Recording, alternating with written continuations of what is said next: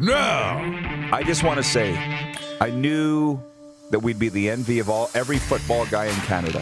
How about that? With this XFL gear that we got. This is hot. Like I look like the damn general manager of the XFL. I'm so excited. It's all beautiful. Rod the Rock Pedersen. I wouldn't go that far, but I love the Rock. I love me some Dwayne Johnson. This is the Rod Pedersen Show. Well, how about that? Jesus. How about some foreshadowing there? Was that turned up too loud for you? My earphones. Am I loud enough? Are at 12, yeah. Booming into your cranium? Yeah. Hello, Canada and Canadian sports fans around the world. Welcome to a brand new week of the RP Show. It's episode number 442. Blazing out of your speakers here of Canada's daytime sports talk show. RP here, Moose Dupont there. Anything happen over the weekend? Gee, I don't know. It was a pretty quiet weekend. A lot of reasons to smile. I don't know why I'm so late in getting going here on the show. We hadn't seen each other since Friday, so we're all That's right. throwing our stories on the table and collaborating and saying how great life is. And yeah, so coming up on the program today, some very popular guys, clearly. Andrew Hustler Patterson from Winnipeg Sports Talk. You'd know him from Lawless and Hustler and Lawless. There you go. Turner and Hooch. Winnipeg Sports Talk legend Andrew Hustler Patterson's going to be with us, and Sammy Cosentino is going to be with us. The whitest teeth in broadcasting, Sam Cosentino from Sportsnet will be with us, junior hockey aficionado, to talk about all of the things that came up over the weekend. But before we go any further, can we please bounce in with the quick six show topics, please, Jordan? By the way, these guys, the IKS crew, what a weekend for them. Mm-hmm. They produced every game, right, of the WHL? That's right. In the double. So good work, guys, and thanks for showing up for work today. They do look a little tired. Number one, Briar final Sunday. I continue to be amazed by the love for curling in this country. And that's all totally fine. I like it. I don't love it. But a lot of people love it. Right? Yeah. So the semifinal yesterday, Dunstone, Brendan Botcher was scoreless up until like the sixth end, correct? It was back and forth and Very really tight. very tight. Right. So that's cool. And then Saskatchewan falls, and I'm kind of flipping back and forth. And I know Botcher made an unbelievable shot. We've all seen it 100 times to win the game.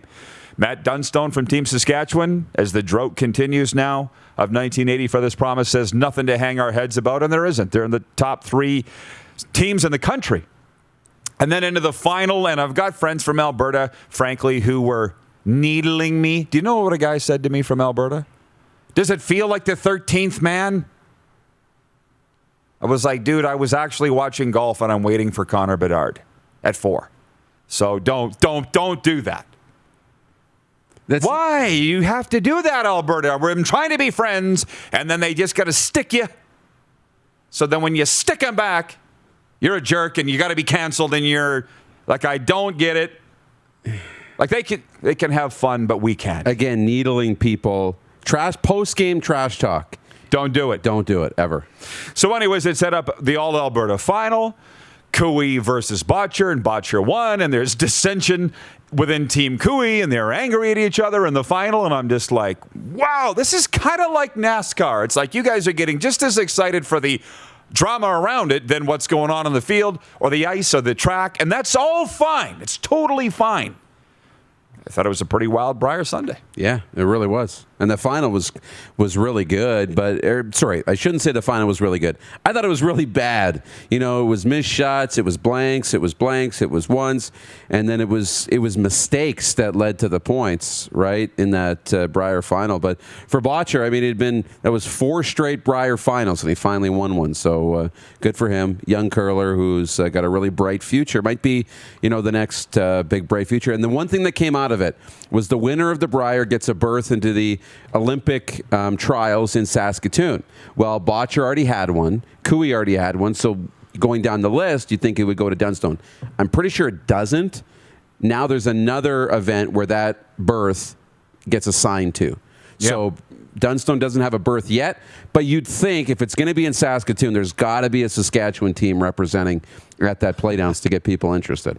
I'm smiling because of the comments coming in this morning. So I'm telling you, this is going to be a theme here in the warm-up for the Four Seasons Sports Palace. You know me, and for those that don't, I'm a football guy and I'm a hockey guy. I'm like 60% hockey, 30% football, and split the other 10% between curling, basketball, baseball. Right, that's my thing.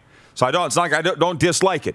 It's just not my biggest thing. There's a lot of guys that they know everything and they're into everything, and I wish I was that guy, but I'm not. Faye Lowther, why am I ringing this? Just because. Brett Lowther's mom, kicker to the Stars.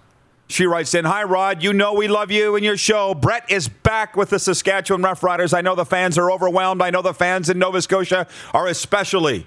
Truro strong. Yeah, Brett Lowther's back where he belongs with Canada's team, the Saskatchewan Roughriders, and that was very exciting news on Friday.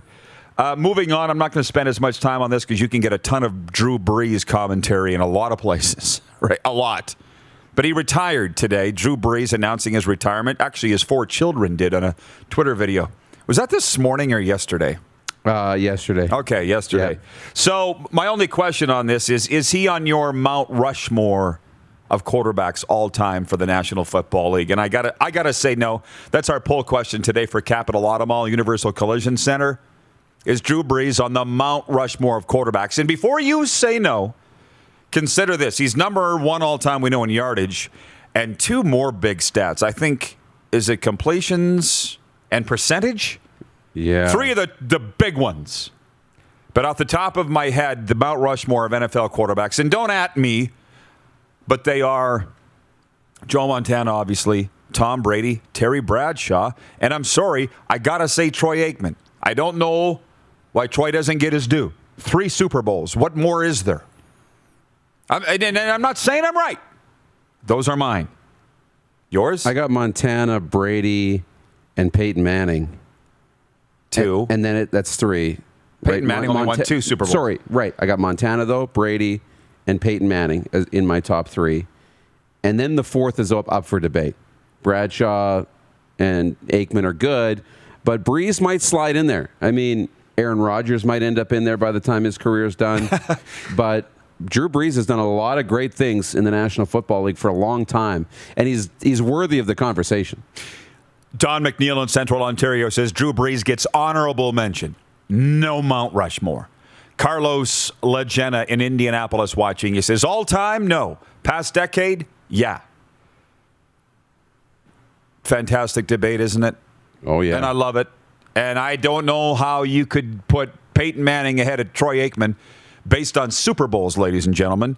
But that's why we were so upset over the 13th man happening, because you count championships. Yeah. You don't ever get that back when you had it right in your back pocket and then pulled out of your back pocket. Because Darren Durant could have easily said, greatest Rough Rider quarterback of all time, y'all. 1, 2 Grey Cups. Boom. Mic drop. Walk out of the room. But I guess Troy Aikman can't. Moving on. I got those records. Don't worry about it, because now I got to move on. All right. Too slow, bro. Maybe a face-off. Weekend NHL leftovers. Yeah, later on. Weekend NHL leftovers. Number 1, is it autumn? The Leafs are falling. Clark just winced. Point 2, first David Ayres. Now the youngster Decord. Backups to beat the Leafs. Goalies unite. But that guy's at least a goalie. That's what Leafs fans are telling me today. David Ayres and Accord both have 1 win. And they both came against the Leafs. So, but that guy's going to get another start at least. How do we know that? You don't know that. He could get hit by a bus today. Somebody knock on wood somewhere. The Canes are the first to 20 wins in the National Hockey League. The Islanders have won 9 in a row. Don't look now. It's the longest win streak in the NHL this season, and they're 6 shy of a franchise record. Will they tie it? I don't think so, but who knows? And Ovi. We're all talking about Ovi chasing Wayne. He's only 1 goal behind Phil Esposito for number 6 all time. So I didn't spend a ton of time on the NHL this weekend. but of what I did, that's what I picked up.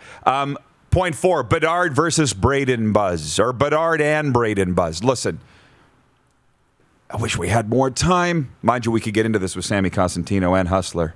Maybe more Cosentino, but there's 2 players, okay, in the WHL bubble, the hub, here in the sweatpants capital. And you're hearing about Connor Bedard. He scored 3 goals in 2 games on the weekend. He was the buzz of hockey. I won't go too far into that. The exceptional player is all that. Darren will talk about this because he had a good point on how the other teams are already starting to not like him because of the hub. Listen, do you want to say that on the air or not? Yeah, absolutely. And then the Warriors made no secret of the fact that, like, we have our own phenom, and his name's Brayden Yager. And last night, the Moose Jaw Warriors just trotted out this 15-year-old kid in a shootout, and he wins it against the Prince Albert Raiders. I don't know about you. This stuff gives me tingles, and it should for everybody. And so I had the opportunity to call Connor Bedard's first career goal on Friday night, and I got to say, it felt so great. And after the game, when we left, the commissioner of the WHL, we ran into him, and Ron Robinson is his name. He was just like floating. He was so happy that they played and that Bedard didn't let them down. He delivered. And he was like, they're talking about it in NHL arenas. My phone's going off.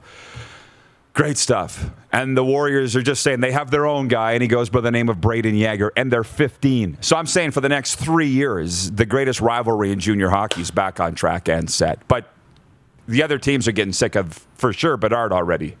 Oh, yeah. Take it over. Of course they will. You know, everybody wants to hate the kid who gets all the attention, right? And so I hear. That's just a societal thing, right? We all do that. So, you know, the more that I said, be careful about shoving them down everybody's throats because they're going to start hating them, and it's going to be bad for the kid. Didn't take long. You know, it doesn't take long, right? So, you know, it'll be fun to watch. This is going to be, you know, Mark McGuire, Sammy Sosa. This is Taylor versus Tyler. This is, you know, great duos. This is Sid versus Ovi.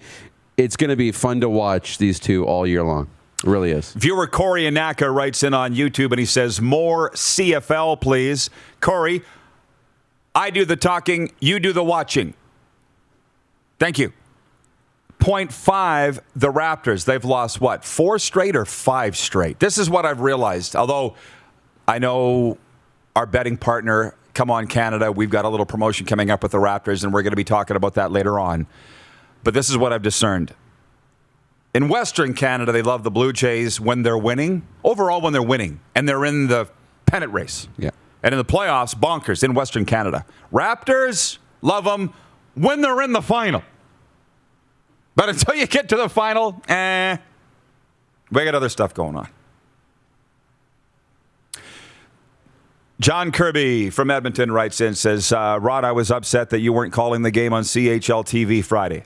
Well, I was calling it on regional television here, too, as we talked about in the pregame here, our meeting. I was calling to my friends, Saskies, Pats fans, Access Now subscribers, the people that I know. I don't know what to say about that. I go where they tell me. I call the game. I was so happy to be there. Trevor Basillo in Winnipeg watching. He says, Corey is ... crying.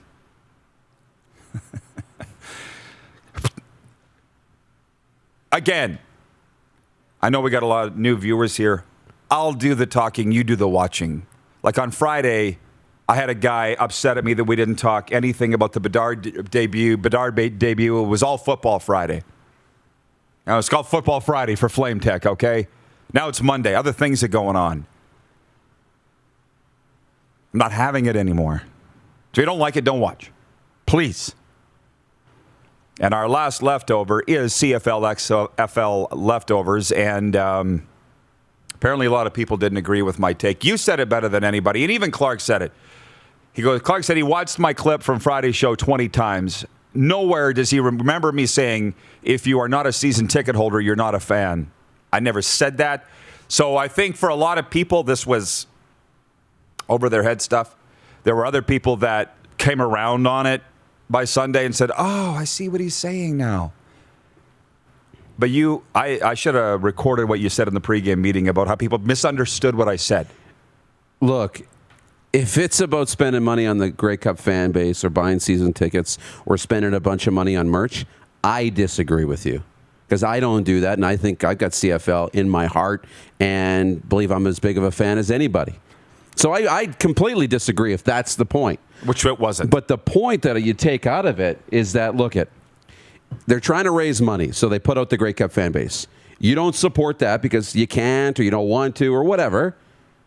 Well, now they come up with an alternative. Let's partner with the XFL and see where that comes for money. It's if you don't like A, you better be open to the alternatives, right? And so that's where it comes from. It's like, look, if you didn't hear, don't be upset that they're going to find money somewhere else, right? Mm-hmm. And if you're upset about that, you're upset now that they're going somewhere else. Well, what do you think they should do to raise some money, right? That's kind of the idea. It's everybody that's crapping all over this XFL idea when they're exploring new ways to make money. Well, they already come up with a couple different ways, and it didn't make any money. So you have to be open to some alternatives. But if it's about not being a fan because you didn't spend money, then I disagree with that. But that's not the point. It wasn't the point, and my point is your support is proven to not be enough. That's all. And if you know me, you said this is how my brand was built in this province, in the rectangle. Right. Starting fights, challenging people. Even within the Rider Nation, I challenge people. Come sell out the stadium. You say you're a Rider fan, but you're not coming. Remember all that? Yeah. Just doing it on a grander scale now. I haven't changed. Let's remember, too, that we are in the entertainment business. Let's not forget that. So many people writing me all weekend saying, thank you for the entertainment on Saturday, a full day of Twitter entertainment. Said, I'm here to please. And and the CFL was top of mind for everybody in the country. Yeah. And what could be better for the CFL than having people dig in and defend it and the fans? I mean, it's great for the league. You're welcome. You're welcome. Free of charge. But I will say this. They're coming together, folks, just so you know. The CFL and the XFL, they will merge. Naylor's hinting at that on Twitter today. And think bigger. I'm going on a podcast, the #1 XFL podcast tomorrow to talk about this. The guy said, I got to get you on right away while it's hot. While this is I don't think it's going to die down. No. But all of a sudden, our followers, our views skyrocketed. And we've got American XFL fans. What do they got? 300,000 plus Twitter followers, the XFL? And they did that in 5 games. We're opening our doors to America. CFL and XFL working together. That's what the CFL should do. And I don't doubt, because my phone went off all weekend with coaches and staff in the CFL because they're worried about their jobs. They don't see where this is going. And I said, no, I do think the CFL owners actually believe that they can pick the Rock's pocket. He's not going to notice. I think they believe that. The concept of a two-way partnership is completely foreign to a lot of these guys. And the Rock will squash them like a bug. We'll end up all together. The ratio, I'm sorry, is going to have to go, and we'll talk with Pedersen about that when he comes back, where he feels on that with Hustler.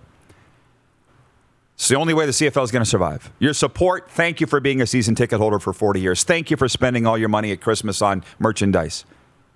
It's not enough. It hasn't been enough. It's not even your fault. We'll be back. The warm-up brought to you by the Four Seasons Sports Palace. Your home for the NHL, UFC, and Regina Pats Hockey on Access Now TV. You're watching the RP Show on Game Plus Television, Facebook and YouTube Live, and listen live. 24-hour sports talk for Suds full-service car wash at rodpedersen.com. Listen live. You're watching Rod Pedersen On Demand. For more of The Rod Pedersen Show, visit rodpedersen.com or follow Rod Pedersen on social media.